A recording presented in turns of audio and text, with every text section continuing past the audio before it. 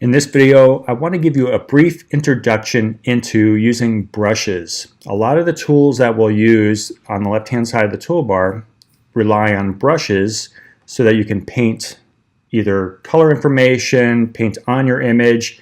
We will get into masking. You'll paint on the mask itself, but you're going to use a brush. Even some of the retouching tools use brushes.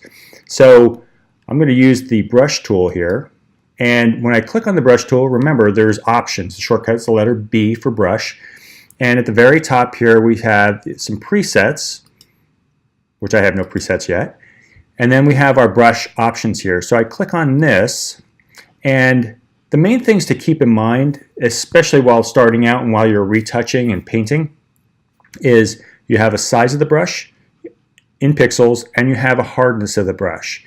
And the hardness at 0 will give you a nice soft fuzzy edge brush. So go in here and get that out. Let me set this back to square one. Now again, go back here and a hardness of 0. I'm just going to click right there.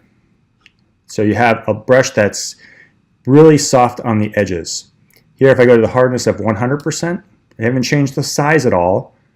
Click on that and now it's a nice defined hard edge brush. If I zoom in here, again Command spacebar or Control spacebar on the PC, zooms in, Option spacebar, and Alt spacebar on the PC zooms out. Command plus or Command minus also zoom in or out, or Control plus and Control minus. So a soft edge brush, hard edge brush, and if you want to do something in between, you can do that as well. And so you'll choose a brush based on what you're trying to do, whether the edge of what you're working on is a defined hard edge or a soft edge if it's out of focus or blurry, or somewhere in between. The other option here is to go ahead and set the size. So I'm actually going to set the hardness 100%. And here I can set the size. Now I can make a brush big or small or whatever. And so I can change the size of the brush up here by moving this slider, and that gets to be a little bit like more guessworky, and so that's a technical term. So here what I want to do is, instead of actually just changing the brush via the menu here, I'm going to use the shortcut, which is the right bracket key, and the bracket keys are to the right of the letter P on your keyboard. So if I use right bracket, you can hear it clicking. I'm making the brush bigger. Left bracket makes the brush smaller. So you can, that works with any tool that uses a brush. Any of the brushes can use right bracket and left bracket. So we have our size, which is what we just discussed. We have the hardness of the brush, and then we have our opacity of the brush. Again, just like on a layer, how much you can see through it.